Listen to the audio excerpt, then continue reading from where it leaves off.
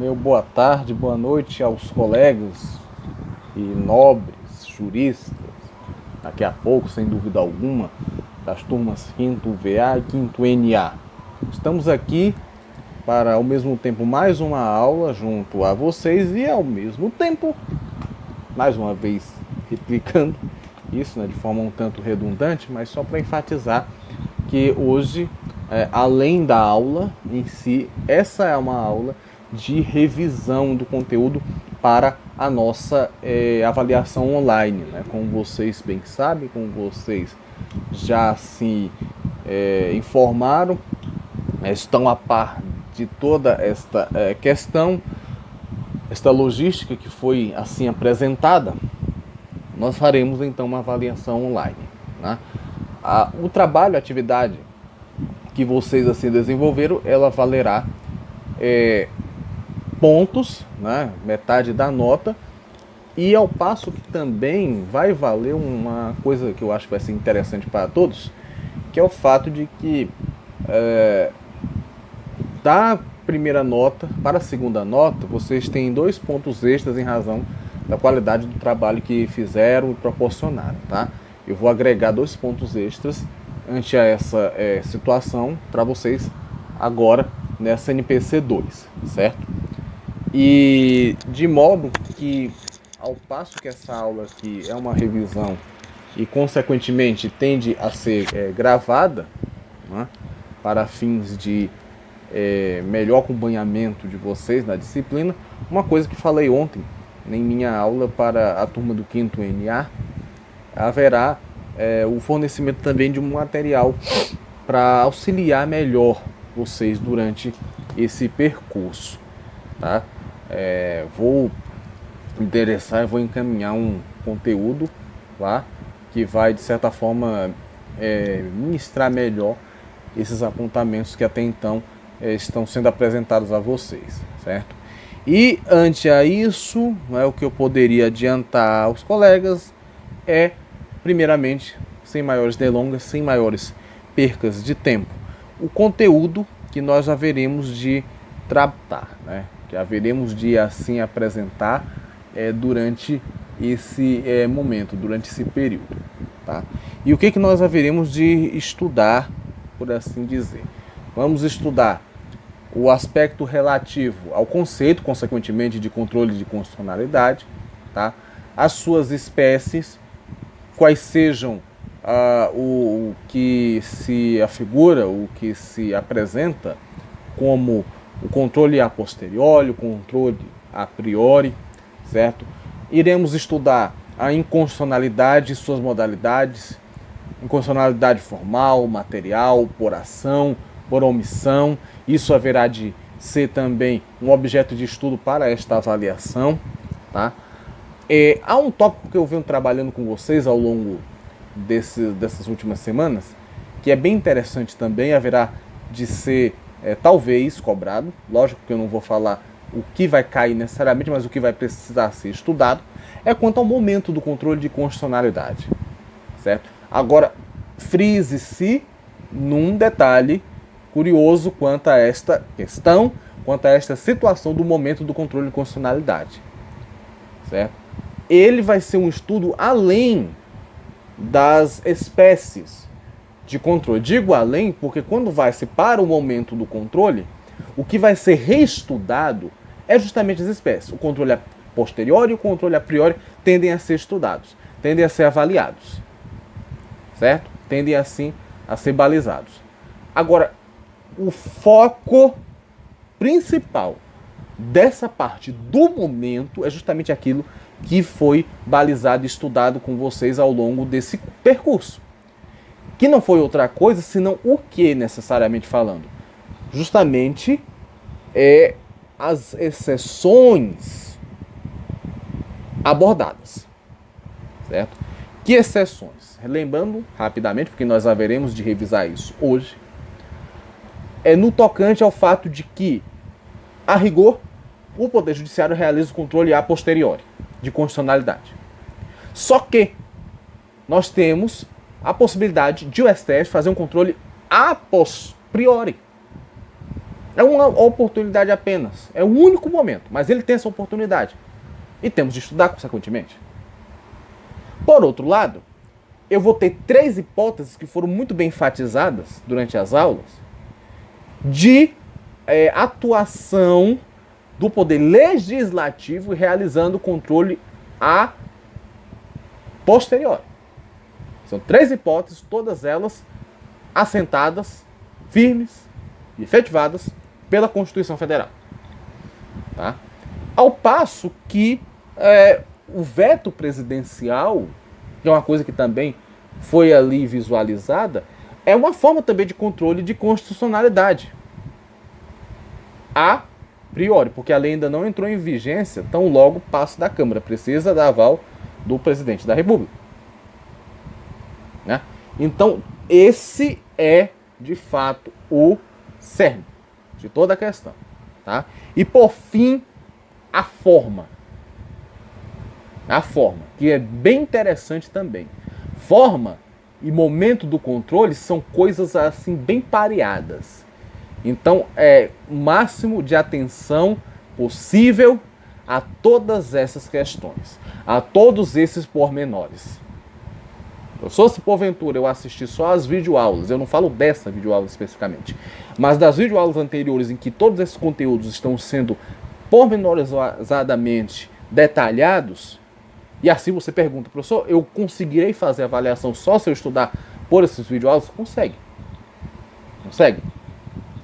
As turmas aqui, e mais especificamente a turma do 5º VA, no qual nós estudamos há 2 anos atrás, Direito Civil, Direito Administrativo, e a turma do 3NA que eu tive, aliás, hoje, né, 5º NA, mas na época 3NA, em 2018, a qual eu tive a oportunidade de lecionar para vocês ali do meio do ano em diante a disciplina de Direito Administrativo. Vocês sabem que o que eu cobro nessas avaliações é o que eu leciono. E foi isso que eu lecionei a vocês. Então, é questão de estudo. É claro que uma coisa eu enfatizo, né? O conteúdo versado e apresentado nas avaliações não vão ter a complexidade da prova que eu faço. E vocês sabem, né? Então vai ser uma prova que vai ter que se adaptar ao momento, vai ter que se adaptar ao bom senso de compreender que nem todo mundo está tendo acesso, que nem todo mundo está tendo o mesmo nível de entendimento. Né? Então vai ser uma prova ao qual vou buscar, acima de tudo, ser didático e objetivo naquilo que as questões haverão de ser propostas. Isso eu posso garantir para vocês do ponto de vista da disciplina de Direito Processual Constitucional. A minha responsabilidade com o curso, a minha responsabilidade com a turma é esta. Correto? Então, esse vai ser o nosso parâmetro a ser assim visualizado, a ser assim utilizado. E assim sendo, minha gente, é que nós haveremos de estudar. Bom, então vamos partir do primeiro elemento, né, a ser abordado, a ser aqui estudado, que é quanto à questão conceitual, né? A ideia do conceito do que vem a ser, de fato, o controle de constitucionalidade, certo? Ele vai ser, consequentemente, um instrumento, né, e um conjunto de atos a serem balizados, a serem verificados, analisados e, por que não dizer, postos em prática, né, utilizados, verificados quanto à sua eficiência, tudo isso no intuito de apurar a compatibilidade vertical de atos administrativos, de atos do Poder Legislativo com a Constituição Federal. A compatibilização desses atos com a Constituição Federal. E de modo que essa compatibilização, ela vai ser uma compatibilização seja de ordem formal, seja de ordem material. E aí eu já trago à baila um dos elementos que constituem uma das formas de inconstitucionalidade, que é justamente a inconstitucionalidade formal ou nomoestática, e a inconstitucionalidade material, também conhecida como nomodinâmica, certo? Porque, veja só, se vai aferir uma compatibilidade formal e vertical com o que a Constituição assim determina, então pressupõe-nos, nesse momento, inferir que vai se analisar dentro do controle de constitucionalidade, dentro desse instrumento, certo? Se de fato as medidas tomadas pelo Poder Legislativo, os seus atos de elaboração de leis, alteração de leis, e por que não dizer revogação de determinadas leis, que resguardam uma compatibilidade com a Constituição. Se não é compatível, consequentemente incompatível, e por consequência vai ser o que também? Inconstitucional. Certo? Então, quando se diz também que os atos seguidos, correntes, sequencialmente apurados, desse instrumento, que é o controle de constitucionalidade, estão voltados a uma verificação da compatibilidade formal e vertical com a Constituição, eu estou dizendo também que vai se verificar as possíveis inconstitucionalidades existentes. Certo? É esse o ponto. É esse o grande caminho pelo qual o controle de constitucionalidade percorre, atravessa. É isso. É justamente este. Certo? E assim faz-se jus a essa apuração, faz-se jus a essa análise. O que se faz, o que nós fazemos é isso, sem dúvida alguma. É avaliar e balizar essas possibilidades de inconstitucionalidades, assim apresentáveis, assim vigentes. Tá? Então esse é o conceito, certo? Esse vai ser, sem dúvida alguma, o conceito. Nesse caso, né, pontua-se e coloca-se o controle de constitucionalidade dentro de uma gama, né, de pressupostos, nos quais você tem como parâmetro a Constituição como um grande sistema. Ela apresenta-se como um grande sistema. Ela vai versar sobre situações, predisposições, que sem dúvida alguma são de interesse para a nação, são de interesse para o Brasil. E ante essa conjuntura, ante essa situação, você interpreta esse sistema, certo? Avalia, consequentemente, esse sistema sob a perspectiva, sob o aspecto assim atribuível, assim verossímil, de que ao fazer essa apuração daquilo que poderá ingressar ou não dentro do ordenamento jurídico, passa-se por uma avaliação de fato, se aquele projeto de lei, se aquela medida provisória, se aquele ato governamental resguarda-se e respeita, consequentemente, os princípios reinantes da ordem constitucional vigente. Certo? Fazendo, consequentemente, jus à lição, né, de Conrad Hess, que analisa justamente essa configuração, certo? Essa sistemática, certo? De modo que você, a partir dessa composição, traz à luz aquilo que Conrad Hess chama da força normativa da Constituição. Né? A força normativa, na verdade, aqui fazendo uma adequação imprescindível à Constituição. Porque toda lei, todo dispositivo legal vai ter uma força normativa, não é? E, bom, se todo dispositivo legal tem essa força normativa, sem dúvida alguma que a Constituição também vai ter a sua força normativa. Afinal, é dela que derivam os princípios que irão nortear e irradiar por todo o ordenamento jurídico. Então, essa é, digamos assim, uma das suas mais acentuadas acepções quanto à sua força normativa. Né? Quanto àquilo que, de fato, ela tende a ofertar e a oferecer. né, como Constituição e, sem sombra de dúvidas, fazendo o seu papel de Constituição, de fato e de direito, né? Então, essa é a conjuntura, né? Um do pressuposto aqui macro é analisar essa sistemática dentro de uma outra sistemática, que é a sistemática guiada pela Constituição, e a bem de tudo isso, você vai ter também a exaltação dessa força normativa, o apregoamento desta força normativa, certo? Então esse é um pressuposto também dos mais relevantes a serem assim verificáveis aqui, beleza? Bom, antes de passar agora de fato para o segundo ponto, certo? Já que falamos no conceito, né? Antes de falar das espécies, aliás, vou deixar para falar das espécies quando nós falarmos lá do momento, porque uma pressupõe a outra, uma está bem, digamos assim, encaixada com a outra, e faz-se mais sentido, inclusive, essa apuração, essa verificação, correto? Então é por isso que eu vou agora, nesse instante, falar das inconstitucionalidades e depois, então, nós caminharemos para o outro pressuposto.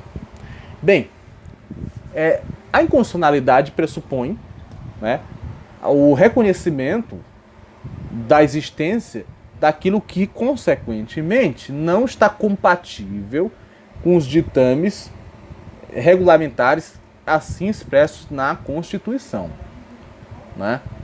E de modo que o estudo, o trabalho, quando se fala da inconstitucionalidade, além de conhecer o seu conceito principalmente assim aceitável, uma coisa que é extremamente aqui ponderável de se balizar é conhecer essa inconstitucionalidade, ver onde de fato essa inconstitucionalidade ela é aplicável, onde ela se mostra, onde ela se apresenta. É esse o grande ponto a ser aqui apresentável, né, a ser aqui visualizável por todos, certo?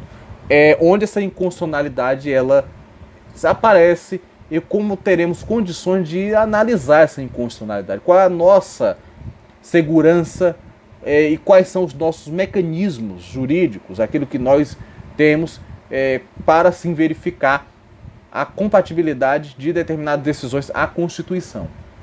É esse o grande, digamos, elemento aqui a ser, sem dúvida alguma, apurável, sem dúvida alguma, adotável. Beleza? Bom, ante a toda essa conjuntura, o primeiro ato que nós haveremos de falar aqui, né, por assim apresentar aos colegas, né, vai ser a inconstitucionalidade por ação ou por omissão, certo? Vai ser a primeira inconstitucionalidade que haveremos de estudar.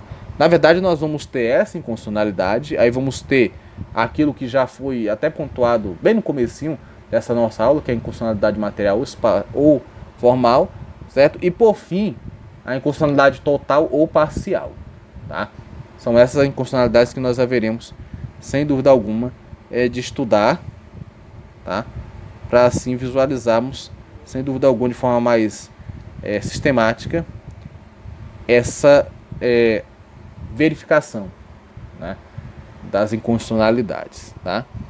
Que é um ponto, né, a ser bem interessante de ser avaliado e balizado para nosso melhor entendimento quanto à Constituição. E dessa forma, então, você vai ter o aspecto da Constituição vinculada à sua compatibilização, à sua necessidade de compatibilização de atos normativos e demais situações assim apresentáveis, né? E dessa forma nós então trabalhamos, né? Dessa forma então aprimoramos toda esta sistemática assim apresentada, correto? Nesse espaço, nesse sentido, olha só, inconstitucionalidade por ação, de respeito, no caso, a uma verificação, né, de compatibilidade constitucional, no qual você tem poder público quanto parâmetros, né, de normas jurídicas a serem apuradas, verificadas, né? De modo que o que vai estar aqui vinculado na inconstitucionalidade por ação é o ato em si, realizado, em si convencionado, não agregar compatibilidade alguma com a Constituição Federal. Certo? Aí sim, nós temos, consequentemente, a incompatibilidade da Constituição por meio de uma ação. Um ato, sem dúvida alguma, que tende a causar tumultos por ferir direitos e garantias fundamentais, por ferir pressupostos constitucionais considerados essenciais à manutenção de uma segurança jurídica e assegurados, né, todas essas questões relativas a isso. É o fazer, né? É o fazer que, uma vez apurado, pressupõe inconstitucionalidade, né? Passível, consequentemente, de ação direta de inconstitucionalidade, né?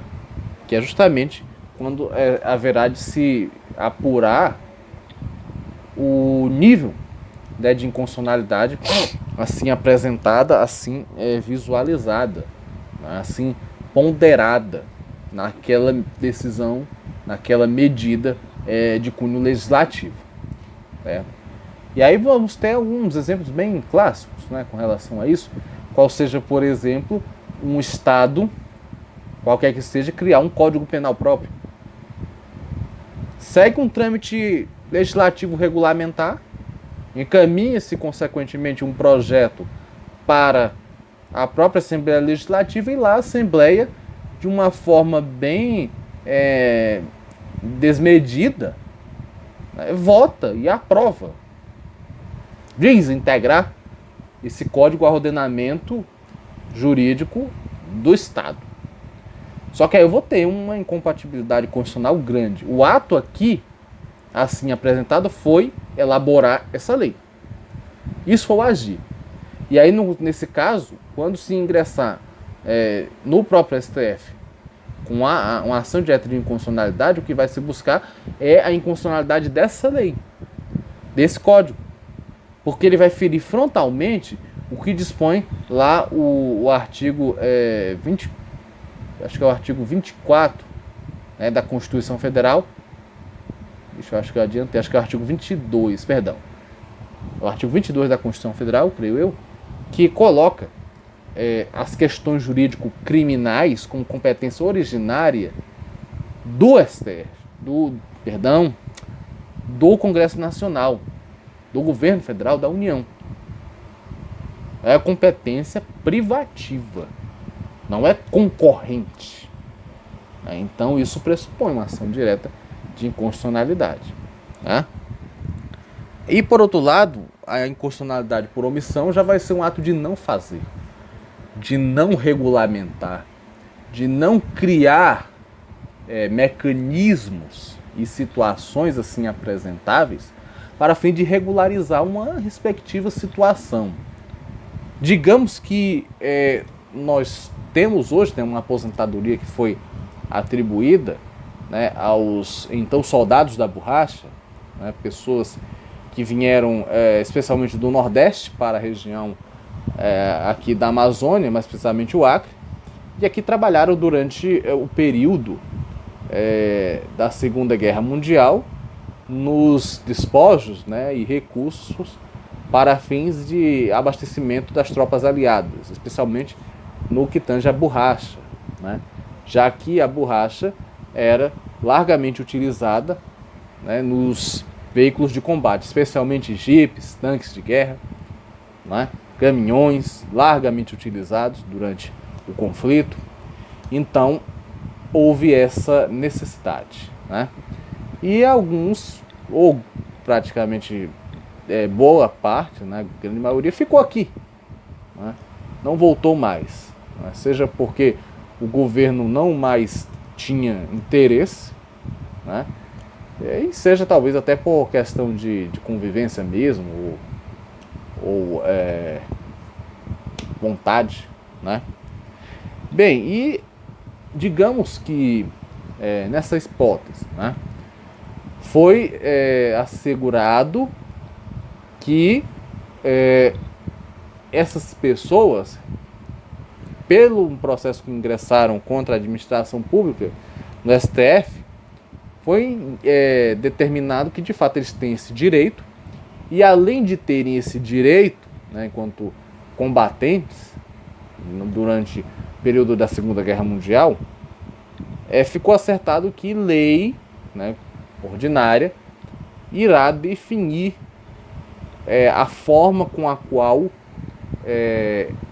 esses soldados haverão de receber esse dinheiro, né, essa pensão, a partir de quando eles começarão a receber, o valor específico do que eles haverão de receber, e tudo isso vai ser vinculado à lei complementar.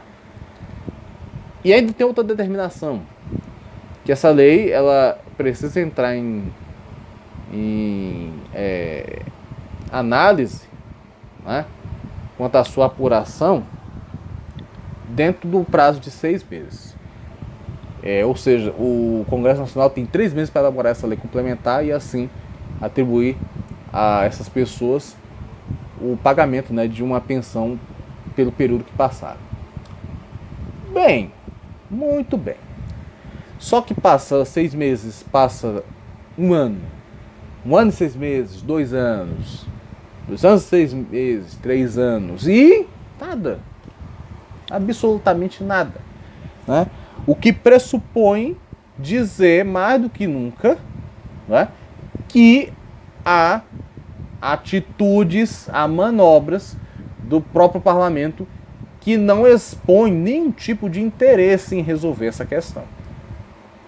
Estão fazendo o quê? Estão se omitindo. Tá? Eles tendem, consequentemente, com um ato dessa envergadura, dessa natureza, se omitir. Né? O que é extremamente ruim, né, para essa configuração. E assim sendo, né, mais uma vez nós teríamos, sem dúvida alguma, uma ADI aqui para ser assim apresentada, né, uma ação direta de inconstitucionalidade, no caso por omissão, e na qual o objeto de alegação dessa ADI não seria outro senão o fato de que já nos foi dado um direito pelo próprio Supremo Tribunal Federal, mas o próprio Congresso não entendeu isso, não compreendeu a necessidade desse direito e, consequentemente, não está cumprindo com a sua obrigação. Então esse é o ponto. Essa é a sistemática. Tá? E se de um lado você vai ter uma inconstitucionalidade pela ação realizada, certo? Na qual a ação por si só ela é bem prejudicial, já que tenta de uma certa forma denigrir, né? Menosprezar tudo aquilo que de certa forma a Constituição é muito caro, é essencial a Constituição, isso no caso da inconstitucionalidade por ação. Do outro lado é o não cumprir, saber que tem que cumprir, mas não faz, né? E só uma correção, esse caso que eu expliquei último para vocês, acabei de me recordar um ponto. Se já há uma ingerência para que uma lei seja criada e assim as pessoas possam gozar daquele direito, isso daí só pode ser realizado por mandado de injunção, que é justamente o mandado que vai fomentar a utilização da lei. É o mandato que vai ser preferível a ser aplicado, certo? Inclusive quanto à sua finalidade, que não é outra senão a apuração, né, de uma situação na qual você tem o Congresso Nacional retendo alguma coisa, certo? Na qual você tem o Congresso Nacional ali, de certa forma, concentrando alguma coisa, né? Não agindo, e isso prejudicando não só o direito de quem pleiteou lá atrás, mas como o direito de outras pessoas que podem tranquilamente passar por uma situação nesse sentido, né? Então, nesse caso, inconstitucionalidade, mandado de injunção, é justamente voltado a essas situações nas quais você tem um direito, mas ele não está sendo exercido porque falta o direito, né? Falta, consequentemente, a verificação da compatibilidade, né? Ali apurável, ali verificável nesse trâmite da inconstitucionalidade por omissão ou por ação, né? Bom, antes de passar para a outra inconstitucionalidade que já foi estudada, eu apenas vou relembrá-la, certo? Lembrando, né, aos colegas que se porventura tiverem alguma dúvida, tiverem alguma questão a ser suscitada, por gentileza, tá? Podem me encaminhar pelo WhatsApp, podem me encaminhar pelos comentários do vídeo que vai estar disponível no YouTube, tá? É para isso que nós estamos aqui, certo? Bom, a próxima inconstitucionalidade, pessoal, a ser assim apurada, não é outra senão a inconstitucionalidade formal, né, e a inconstitucionalidade material, tá? É isso que nós haveremos de aqui verificar, por assim dizer, certo? E aqui só corrigindo uma pequena falha que eu cometi ontem, cometi hoje, né? Eu falei que a inconstitucionalidade material era nomodinâmica, na verdade ela é nomoestática, tá? A inconstitucionalidade formal é que é nomodinâmica. Então, corrigindo mais uma vez, as duas inconstitucionalidades aqui, a inconstitucionalidade formal ou nomodinâmica, tá? E a constitucionalidade material ou nomoestática, tá? Aqui não há também maiores, digamos assim, atropelos, maiores questões, tá? A serem assim verificadas, a serem assim apuradas, certo? Exceto uma divisão tripartite, que já faz um tempinho que expliquei a vocês, e vou voltar a explicar novamente, senão o fato de que você vai ter a inconstitucionalidade material ou nomoestática, sendo a verificação de conteúdo inadequado à Constituição, certo? É o conteúdo que não está vinculado, não está adequado à Constituição, certo? Seja, por exemplo, o apregoamento de pena de morte, certo? Como uma pena para delitos de natureza gravíssima, certo? Que não é o caso, não há esse visor, né, a ser apurado, só uma hipótese, está estampado lá no artigo 5º, inciso 41, a linha A, certo? Que é a situação do artigo 84, inciso 9, que por sua vez, né, nos traz a ideia e a noção de uma compatibilidade da pena de morte com o fato, né, com a situação de que você tem um conteúdo que não está adequado, né, à Constituição. E o que está adequado à Constituição em caso de guerra declarada, se porventura algum nacional ousar trair a pátria, ele poderá ser assim executado, né? E pena capital, certo? Se vai ser fuzilamento, se vai ser enforcamento, se vai ser injeção letal, né?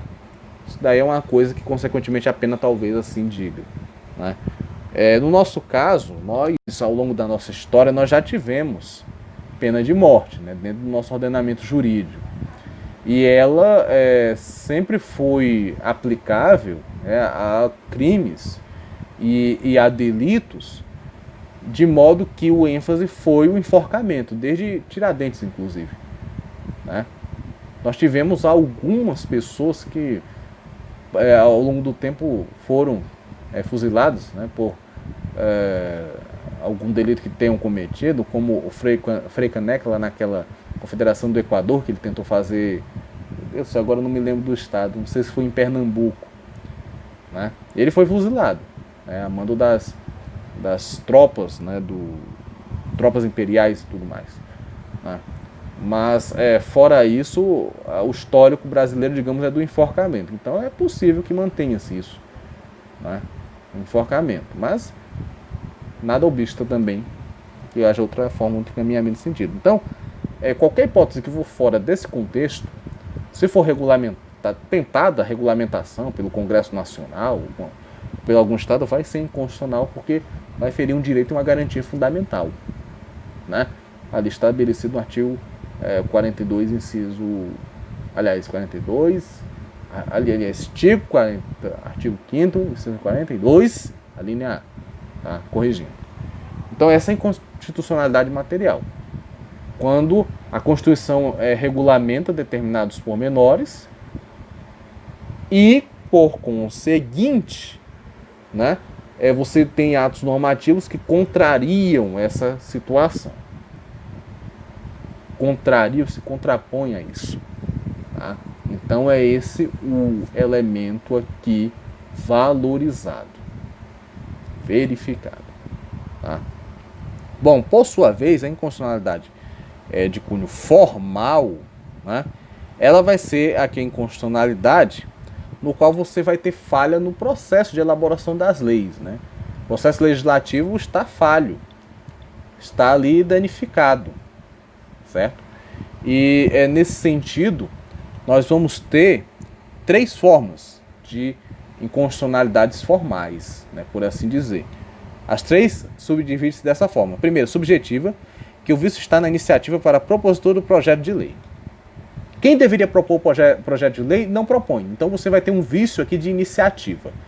Quem vai definir essa formalização é a própria Constituição, é a própria lei complementar, por assim dizer, dependendo da situação, que vai definir quem é que tem, consequentemente, quem não tem competência para ingressar com aquele projeto de lei.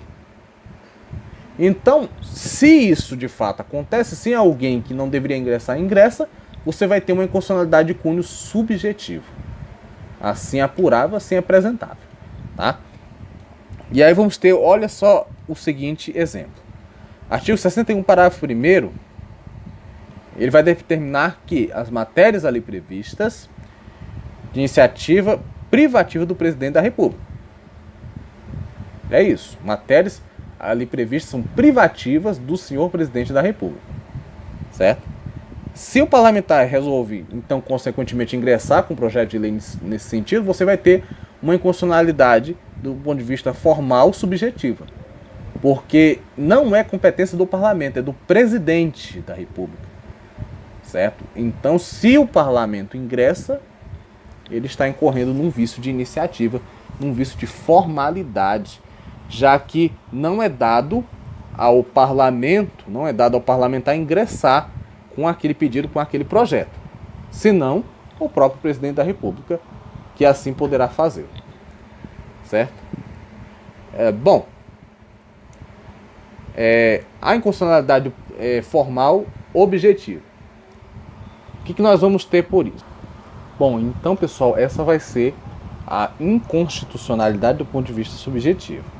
Do ponto de vista objetivo, ele vai estar, que é a inconstitucionalidade formal objetiva, nós vamos estar situada essa inconstitucionalidade nas fases do processo legislativo, correto? Digamos a seguinte situação, né? Uma lei complementar que vai exigir um quórum de maioria absoluta, conforme dispõe lá o artigo 69 da Constituição Federal, certo? Se aprovada por uma maioria simples, né? Aquela maioria só de pessoas ali aptas, né, a votar, você vai ter uma inconstitucionalidade formal objetiva.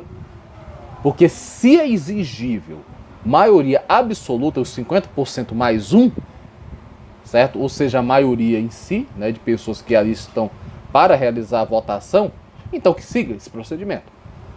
Né? Do contrário, você vai ter, sem dúvida alguma, um erro de formalidade aqui bem apresentável. Né? Isso daqui também vai acontecer se porventura, isso claro que é praticamente impensável, mas digamos que ocorra algum equívoco extremamente grave, verossímil, que vai afetar diretamente o quê? O trâmite processual lá na sua origem. E esse afetar está direcionado à não observância de o projeto de lei passar por uma das comissões de Constituição e Justiça. Aí vamos ter um problema, sem dúvida alguma, grave, né? Verificável e apurável aqui, certo? Primeiramente a grande questão, né? Como é que esse projeto chegou para ser votado sem apuração da comissão? Poderemos talvez até, quem sabe, em algum momento dessa famigerada situação causada por esse vírus maldito, vai que passa alguma coisa, passou sem análise da comissão. Mas ainda assim, tem que passar. A pandemia exige medidas eficazes e, ao mesmo tempo, obediência a critérios para que se tenha o máximo de segurança jurídica possível, inclusive nessas medidas quando forem aplicadas. Então não pode passar sem o crivo da CCJ, seja do Senado ou seja da Câmara. Então esse é também um modelo, né, assim apresentável. Uma outra coisa, digamos que você tenha uma medida provisória emitida pelo presidente da República, certo? Que passou-se dos 3 meses e ela continua em vigência, porque o parlamento não votou a sua aceitação ou negação quanto à necessidade de inseri-la no ordenamento jurídico. Vamos ter também outro problema, porque é da formalidade da medida provisória passar por este caminho. Ela tem que ser votada para se verificar se ela está compatível ou não com a Constituição, se ela é valorável ou não. Tem que se ter esse voto, tem que se ter essa apuração, né? Então é um outro exemplo de inconstitucionalidade formal objetiva. E por fim, a inconstitucionalidade orgânica, que o vício está na repartição constitucional de competências, certo? Repartição constitucional de competências. Aqui nós já vamos ter uma abordagem, como se vê, dos entes assim constantes nas instituições e nos poderes que podem ou não podem ingressar com determinados projetos de lei, determinados atos, e estes atos com algumas tendências de serem inconstitucionais pelo que apresentam, pelo que abordam. É nesse sentido que você vai ter o seguinte, como por exemplo uma lei estadual que legisle sobre lei de trânsito. Nós temos o CTB, Código de Trânsito Brasileiro, não é? Uma lei complementar estadual, ordinária estadual, não pode legislar sobre lei de trânsito. Veja só as competências. Isso é competência privativa da União, não dos estados. Tá? Não dos estados. Certo? Uma outra coisa que vamos ter aqui. E deixa eu verificar o tempo disponível. É razoavelmente pouco tempo. Acho que talvez vamos ter que fazer outro vídeo para complementar essa aula, mas sem o menor problema. Assim eu farei. Uma outra coisa que poderá aqui ser verificada, né? Se porventura o Estado, com uma determinada lei, quer diminuir alíquotas tributárias de impostos que são de competência da União. Novamente, uma inconstitucionalidade formal orgânica. Porque não é competência do Estado verificar isso, é da União. É o poder federal, o poder legislativo federal, né, que assim haverá de fazê-lo. Certo? Seja por uma lei ordinária, que é o caminho mais adequável, né, ou quem sabe até por uma medida provisória que trabalhe-se, né, de forma contínua para transformá-la em uma lei possível. Certo? É esse o ponto. Tá? Então nós vamos ter, do ponto de vista da inconstitucionalidade material, essa inadequação de conteúdo com a Constituição, E por outro lado, vamos ter a inconstitucionalidade formal sobre o viés subjetivo, objetivo e orgânico, sendo subjetivo quanto ao sujeito que ingressa, que tem a competência de ingressar com um projeto de lei. A inconstitucionalidade objetiva no tocante, aliás, é exatamente isso. Não sei porque eu ia confundir com a orgânica, mas a inconstitucionalidade objetiva no tocante a falhas na forma de se apurar, de se caminhar nos atos respectivos, não é? E, por sua vez, a inconstitucionalidade orgânica, que é quando se tem uma ingerência de um ente federativo em outro ente federativo, não é? Quando um toma a dianteira de competência que é do outro. Por isso que você vai ter a inconstitucionalidade orgânica, por assim dizer, tá? É isso que nós temos em termos de inconstitucionalidade material ou nomoestática, corrigindo agora, ou a inconstitucionalidade formal, também conhecida como uma inconstitucionalidade nomodinâmica. Essa a conjuntura que nós temos aqui apresentada, certo? E assim segue-se. Correto? Bom, pessoal, e bem dizer, para fechar essa parte, né, a inconstitucionalidade total ou parcial, que aqui também não temos maiores alvoroços quanto a essas questões, não é? Você vai ter uma inconstitucionalidade total quando o projeto de lei ou a medida apresentar inconstitucionalidade de ponta a ponta, tá? De situação em situação. Um exemplo que eu poderia dar para vocês. Há um tempo atrás o STF julgou uma ação direta mesmo de inconstitucionalidade proposta, acho que pelo Ministério Público do Distrito Federal, porque o governador à época, ele queria, digamos, institucionalizar o nepotismo. Criava ali gradações de parentes primeiro grau, terceiro grau, linha reta colateral, no qual ele poderia nomear se quisesse. Constitucional na sua absoluta essência, né? Porque o nepotismo, por sua vez, é irrisório, não é adequado, certo? O artigo 37, e lá pelos incisos 3 e 4, exige concurso público para preenchimento de vagas, e só em caráter excepcional você pode criar cargos provisórios ou os cargos de confiança. É assim que é exigível, né? Então você vai ter esse exemplo. Por outro lado, a inconstitucionalidade parcial é quando parte de um dado